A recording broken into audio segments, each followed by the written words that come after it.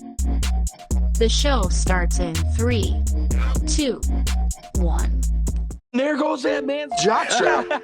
Oh my God, did you see that? America's team? Yeah, right. Oh, baby, it's a big day in sports. There's nothing like battling it out with your teammates all season long to go win a championship. Green Bay's got it this year. Huge move for them. I think it's going to be a game changer. We have a lot to talk about this busy week in the sports world. Welcome to the In a League of Their Own podcast.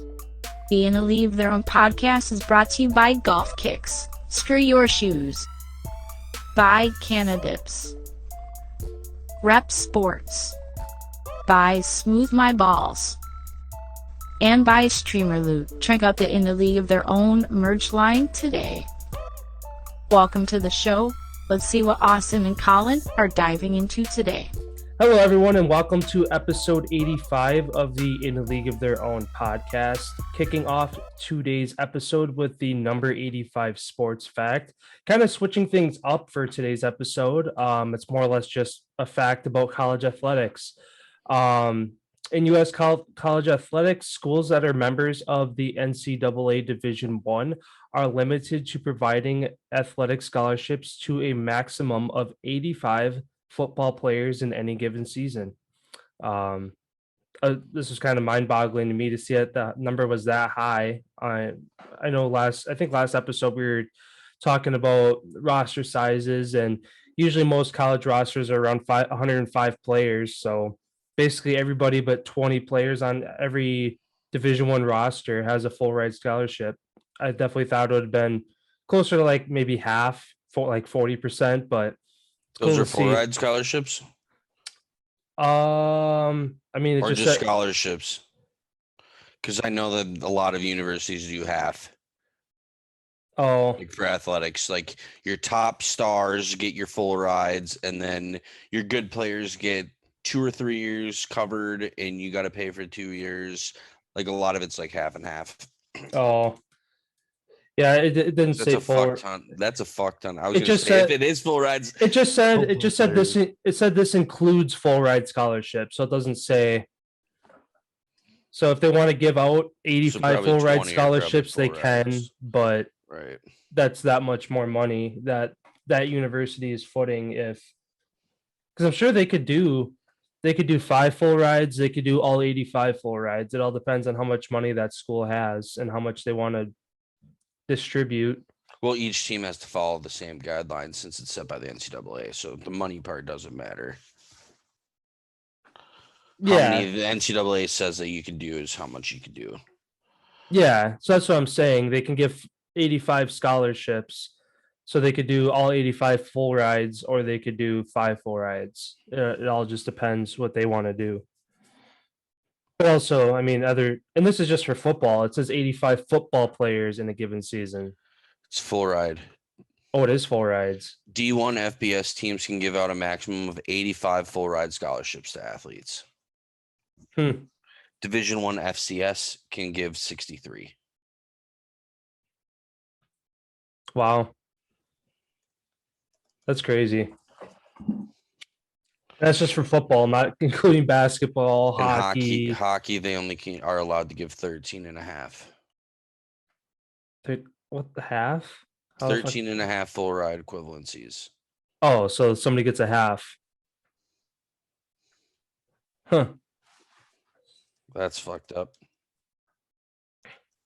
Yeah, but also hockey rosters aren't 105 people. True. They're like 30. So yeah, that's still almost half. Basketball's 13. That's about half.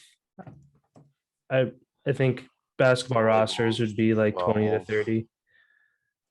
Well, not even 20 to 30.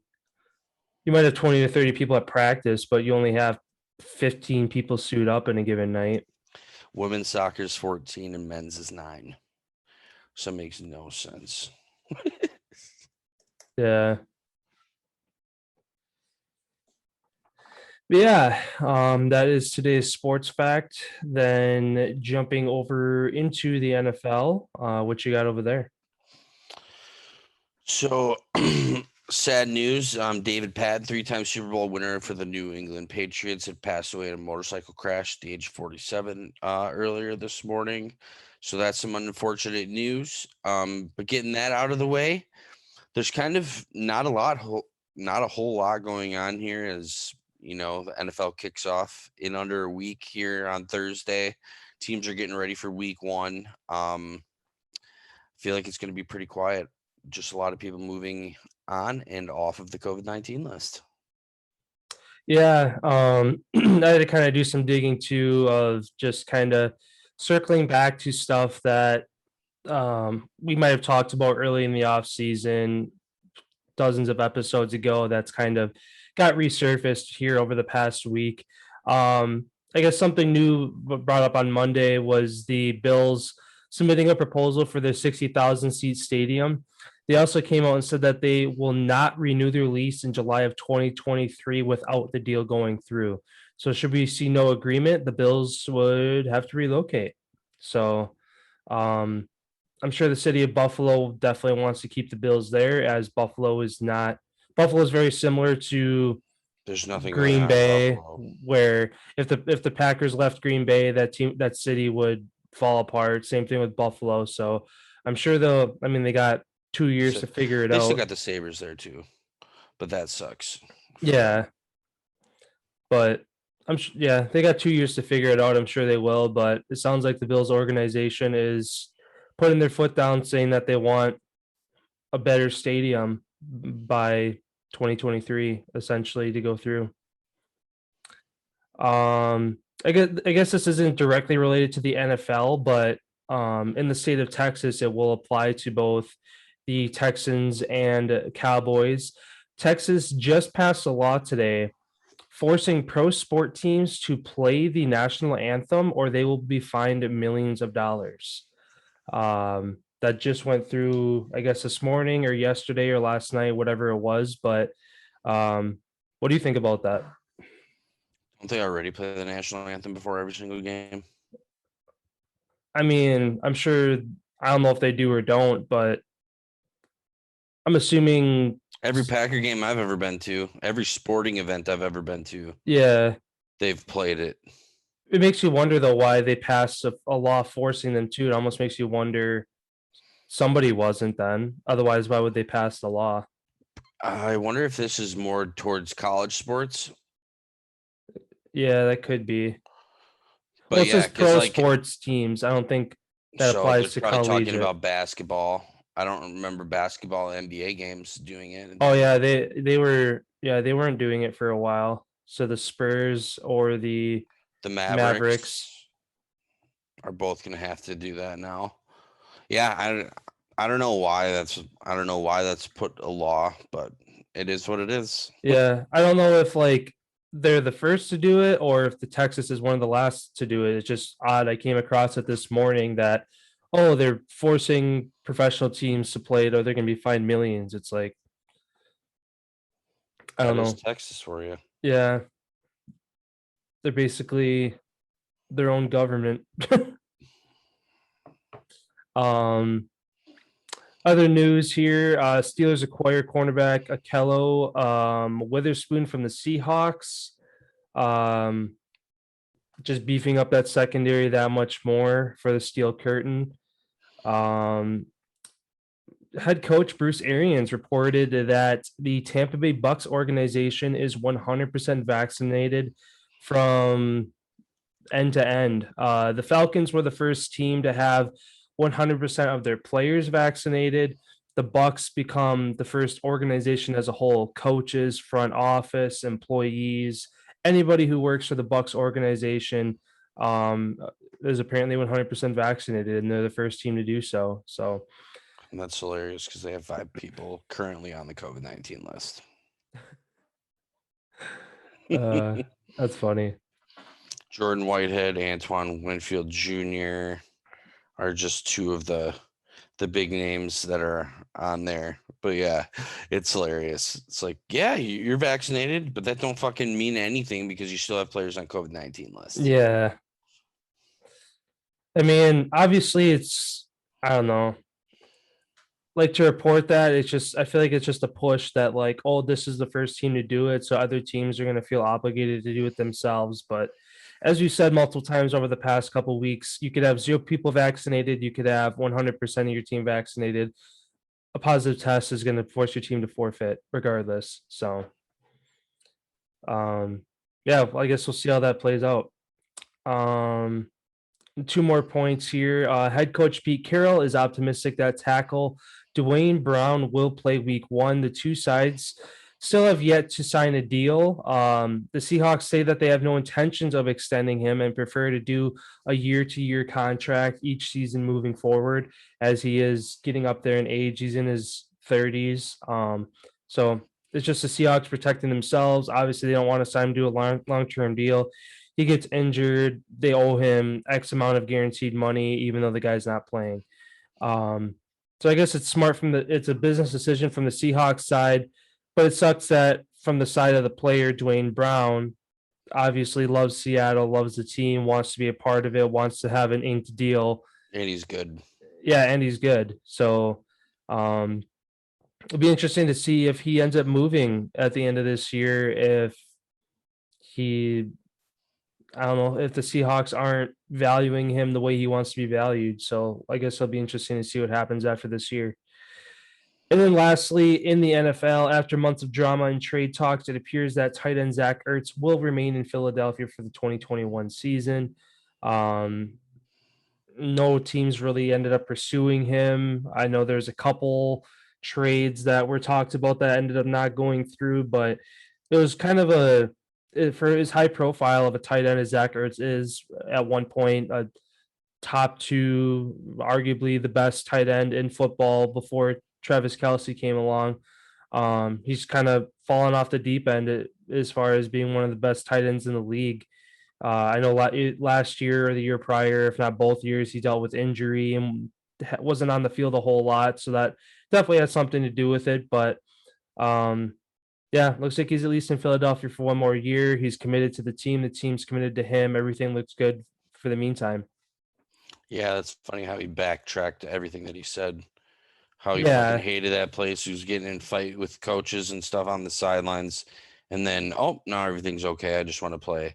It's because he realized that nobody fucking else wants him. Mm-hmm.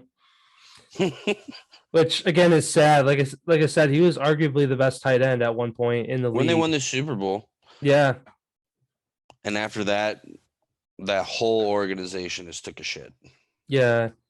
Which is kind of weird. I can't think of a single. He'd be Dick the only Nick, player. dude. Yeah. He leaves, the only your team player. crumbles. He'd be the only player that I could think of off the top of my head. Zach Ertz, still remaining on that team from that Super Bowl. Deshaun Jackson. He's on the Rams. He is? Yeah. I thought he came back to Philly this year. No, he's on the Rams. He's number 1 on their team. For some reason, I want to say he was down in Tampa too. I think he went from Philly to Tampa for a year and then to LA. I want to say. I mean, obviously, I'm sure Zach Ertz is not the only guy on that team from that Super Bowl team. There's probably a 3rd string cornerback or LeGarrette Blount. He was on that team. Alshon Jeffrey. Fletcher Cox. He's still there, isn't he? Yeah. I forgot about him. Malcolm Jenkins. Is he still there? He is in New Orleans. So yeah, and that's about it. Pretty much everybody on their team who was there is no longer. Yeah. Obviously, Kelce is still there, their lineman. But yeah, that's crazy. But like they say, most teams do turn over 70-80% of their roster. Mm-hmm. I mean, even looking at the Packers, given the last time they won a Super Bowl was 10 years ago, Rodgers and Crosby, the only 2 left from that team. Really? Yeah. Well, Cobb now that Cobb came back, I guess there's 3 of them from that team, but yeah, otherwise everybody else is gone. Well, fuck, that was 10 years. That was 10 years ago. Yeah, so you'd have to have somebody who's been a stud playing in the league for over a decade to have stuck around, which quarterback and kicker, those are the two positions that last that long. So it makes sense why those were the only remaining two. And then They have Cobb Brandon back. Jackson listed as the number one running back. Yeah.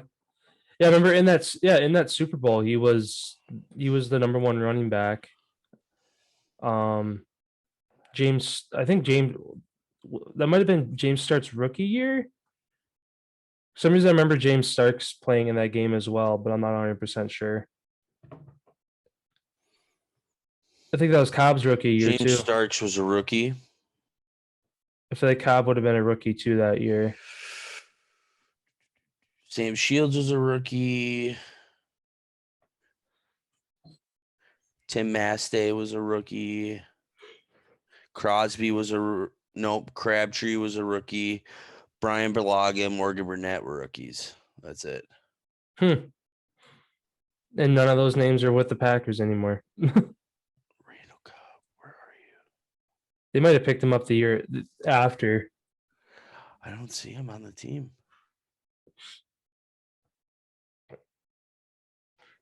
Yeah, he didn't win a Super Bowl with us. Must have been the year after.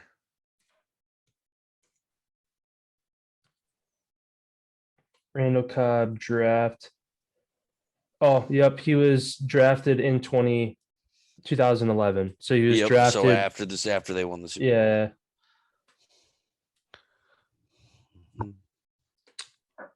Yeah, that's all that's going on in the NFL. And Brian Balaga started as a rookie.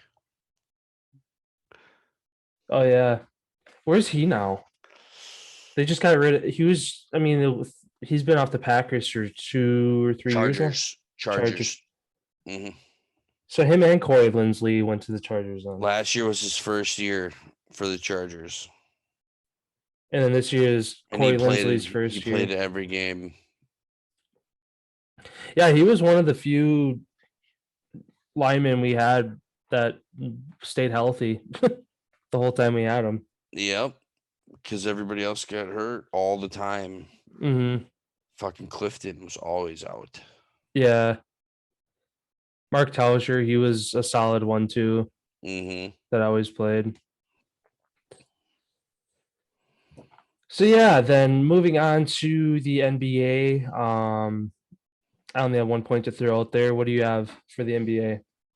For the NBA, I really have nothing to talk about in the NBA. Just that New York City, San Francisco, vaccine requirements specific to those two cities will be enforced for those teams. It's not like last year how they kind of got to do whatever they want behind the curtains. Now they're being enforced just like regular people. All right. Yeah, and the only point I had to mention was that the Brooklyn Nets add more veteran depth, signing Paul Millsap to the team.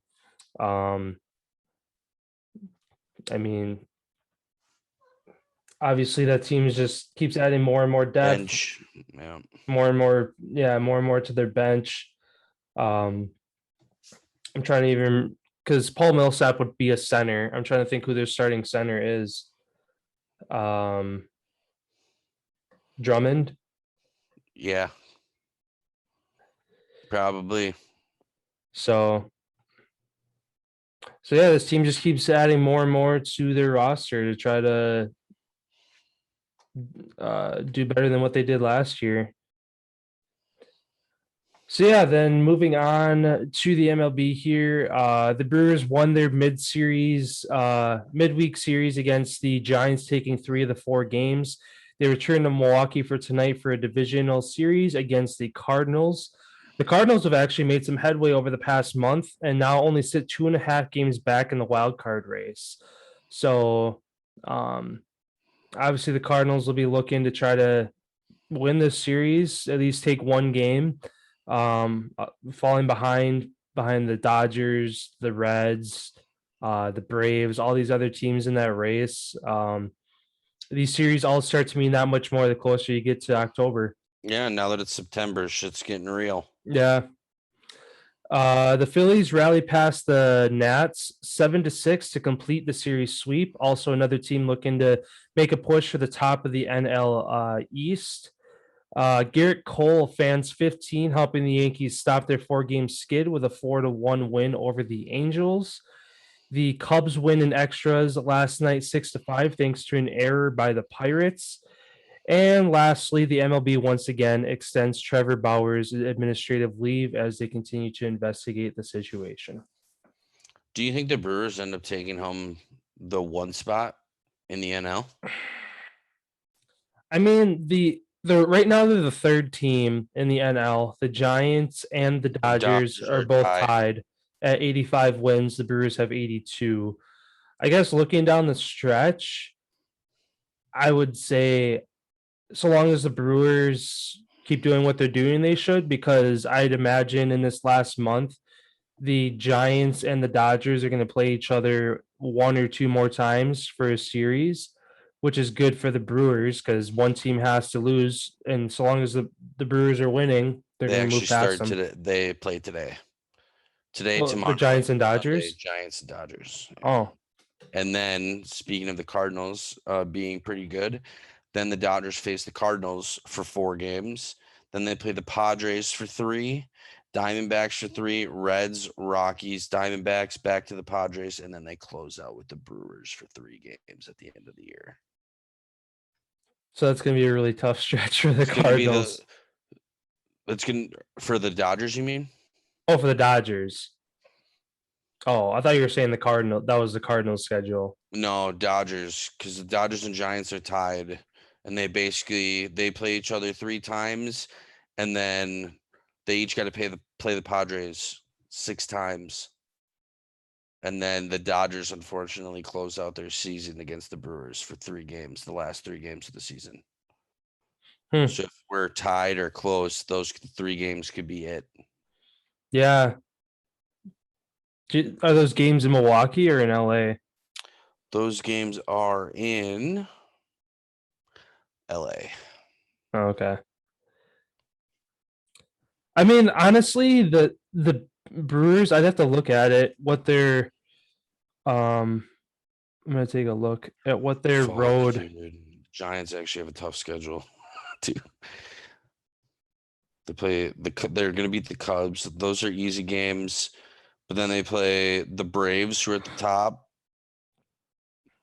And then they play the Padres 3, 6, 9, 10. They play the Padres 10 times.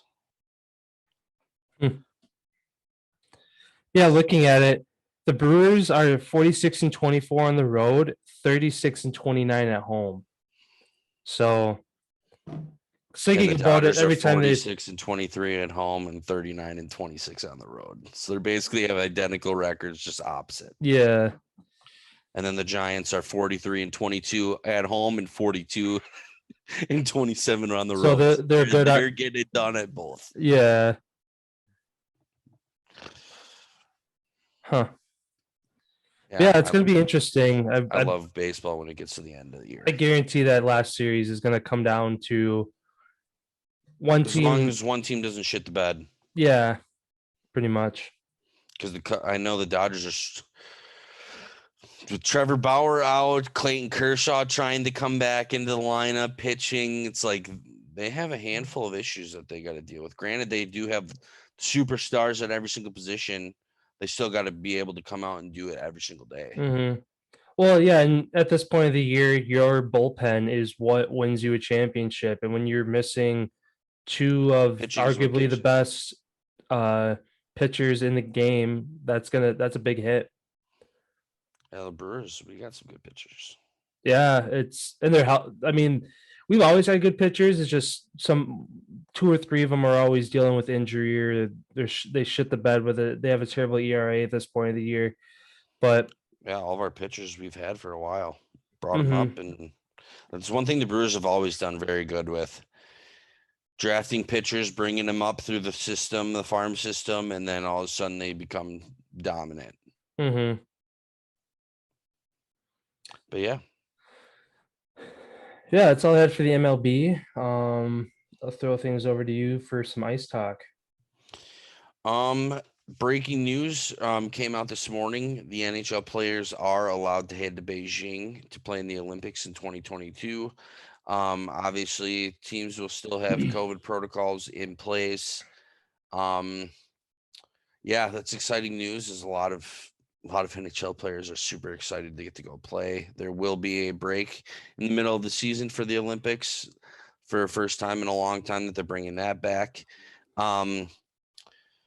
Defenseman Colton Parayko signs an 8-year deal with the St. Louis Blues. Is excited to stay home. He was a part of that Stanley Cup winning team. Kyle Palmieri signs a 4-year, $20 million deal to stay on Long Island. Says it's a place that he's always wanted to be, and especially now that they have the team built that they have, it's a blast playing there. Philadelphia Flyers inked rookie Joel Farabee to a 6-year, $30 million extension after he did amazing in his first couple seasons. Buffalo Sabres signed 3 of their young players back to shit deals. It was like 3 years, $2 million, like garbage deals, but is what it is. Montreal Canadiens first round pick Logan Milot has been suspended indefinitely by the OHL for his off the ice issues that happened in Sweden during the past summer. For those of you who don't remember, ended up video recording some act between him and another female and was ended up being sent out on like Snapchat or like a group text and ended up being sent throughout the whole town and kind of ruined this chick's I don't know, like experience of growing up almost. And yeah, the OHL has came down and said he's not going to be able to play. So unfortunately for him, he's going to have to find somewhere to skate in whatever this season. They said he will be able to apply for a reinstatement after January 1st of this next season, but we'll see what happens there. And then the last news, Arizona Coyotes submit proposal for 2 land parcels in Tempe, Arizona, as that's where they're planning to relocate the team. How soon would they move? Their agreement runs out at the end of this season. Oh, So it would happen next season. They would have to build a stadium and everything in a year. They would have to. Well, you wouldn't be able to. They'd have to use somebody else's facility. Well, there isn't any. They built this where they play now is out in the middle of bumfuck nowhere. Like people who live in the city of like Phoenix have to drive like 45 minutes an hour outside of the city to get to where they play. And the biggest thing for the longest time was if they're ever going to be good, which they were decent the last couple of years, they want to be in a location where people can actually come to the games and not have empty stadiums. And so that's why they want to buy land more towards downtown or a different city and fucking put it like right downtown. Like how every sports stadium, every sports franchise that you see that's successful, their stadium's right in the fucking middle of downtown. Mm-hmm. But yeah, it's going to be interesting to see what happens there as they just submitted the proposal for the 2 land parcels. Obviously, nobody knows. I guess it's 46 acres of land. And this is what they state to be the first step to landing a permanent home. It's going to be right next to Arizona State University-ish areas. They're working with them. But yeah, the city of Glendale announced, I brought this up in the NHL talk last week. The city of Glendale announced last week that it will not renew its agreement with the franchise beyond this season. So they don't have a place to play. No. Well, it makes you wonder then for like the Cardinals then, because they're also in Glendale, but are they like more downtown Glendale? No idea. I have no. I'm sure the NFL is a lot different than the NHL team because the NFL, this stadium, no matter where they're packed for 16 games a season, 17 games a season. Where NHL, there's 82 games. Sometimes there's games during the week, Tuesday, 3:00 in the afternoon, where it's like That I know the Florida Panthers, that was their huge problem too for the longest. Tampa Bay Lightning, until they were good, nobody was going to the games because it's so fucking nice outside. Why would you want to be sitting inside? Mm-hmm. And now that these teams are actually good, if you put them in a good spot, that shit'll be packed. And yeah, it says right now, I was just reading a little bit more of the article here. The Arizona Veterans Memorial Coliseum could possibly be the arena that they play in for the next season. It opened in 1965. It hosted the Suns and the WHA's Phoenix Roadrunners, which was a minor league hockey team a while ago. It only holds 13,000 seats, though. Mm.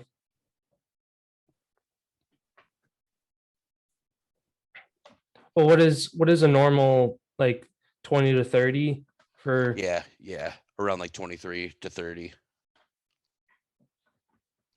So I mean, it's not far off, but also at the same It's time, enough. It's enough off though. 7,000 less seats over 41 games, like that. That's a lot of money lost. Yeah, I'm just checking out the average. Yeah. So actually, I was wrong. The most seating is the United Center in Chicago. 19,717. But that's just seating seats. That doesn't count standing room. So it's probably like 20,000. Probably 20,000, yeah, give or take. Which is insane. Oh, just kidding. Montreal Canadiens, since they redid their stadium a couple years ago, they added in a couple seats. 21,273 seats. Montreal's number one. Oh, okay. And the least on the list is the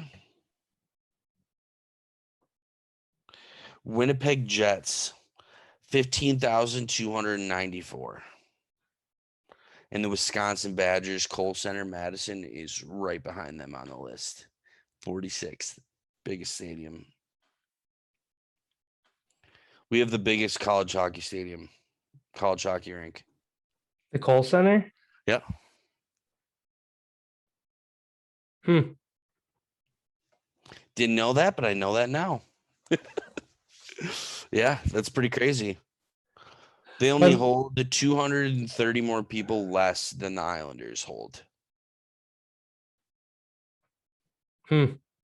Which at that you wouldn't be able to notice that difference. No. 230 less people. And for how crazy college kids are cheering at a game compared to fans, like college kids when they're fucking all boozed up and stuff. Oh, there's nothing better than going and seeing. Like, I can't wait for. Oh, you gotta wait because that's my Feel Good Friday moment. But yeah, that's all I got for the NHL. Sounds good. Then wrapping up our Friday here, we will move into our Feel Good Friday stories. Kick us off.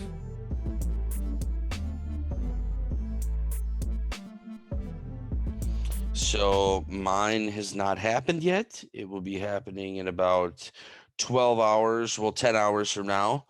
But I'm excited and super pumped about the reopening of college football with fans. Badgers take on Penn State at home at Camp Randall. Shit's going to be insane. Man, I don't think we're ever, for those of you who go to the game, be safe, obviously, but I feel like what you're going to see as far as atmosphere, there's going to be nothing like it. I feel like this is going to be, Madison has waited for this moment, and I feel like our team is finally pretty fucking good. We finally have a quarterback, and hopefully we can go all the way. That'd be so cool if we could compete for a college football playoff. Yeah, and just a couple of days ago, I saw that Madison was ranked as the number one college football experience for this year. Oh, there's nothing that even can come close to that. I mean, the only thing that they say is comparable is like Michigan, but that's just because they have the biggest stadium. So obviously it's like, yeah, more people, it's going to be louder. They have like 30 more thousand people. Yeah. And the Badgers still have the best experience. Yeah. But Yeah, looking forward to that as well. It's always fun to see those 11 o'clock games. You see the student section, first quarter, a quarter and a half, it's empty because everybody's still hung over from the night before, like And by the slowly time halftime slowly hits, it's filing fucking in. packed. Yeah. Um yeah, then moving over to my feel good story for the week. Malik McDowell was the second round pick of the Seahawks in 2017. The defensive tackle has endured a lot of controversy after an ATV accident prior to his rookie training camp that left him badly injured. McDowell was arrested multiple times over the course of 2 years and later sentenced to 11 months in jail for DUI and fighting with police. The Seahawks then sued McDowell for failing to repay his bonus money. Given a last chance of redemption by Browns general manager Andrew Berry this past May, he parlayed essentially a veteran minimum 1 year deal into a spot with one of the AFC's top defensive lines, set to open 2021 alongside Myles Garrett, Jadeveon Clowney, and Malik Jackson. And more than that, he has apparently fit right into the community and locker room with a supportive infrastructure in Cleveland. So, always good to see a comeback story for anybody I mean, sports, not sports at all. It's good to see somebody get a second chance at Everybody life. deserves a second chance. So awesome to see kind of turning around in a short amount of time to go through that kind of stuff and then turn around and be on.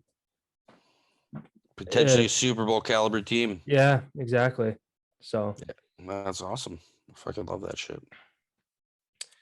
yeah, that's all I had for today. Kind of refreshing the sports news list here. Nothing's really come up in the last 30 minutes. Yeah,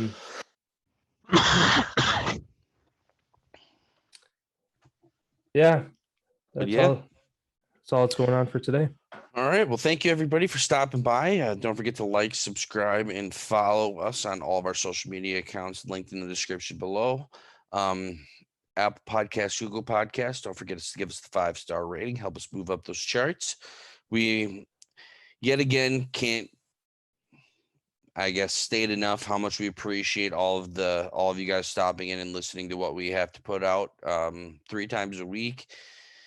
Hopefully we can get back to doing things a little bit more different, continuing to update and change things as we go here. Now that we're getting back into football season, episodes are going to get back to being a little bit longer here. So excited for that. And we hope everybody has a great weekend out there, and we will see you guys on Monday.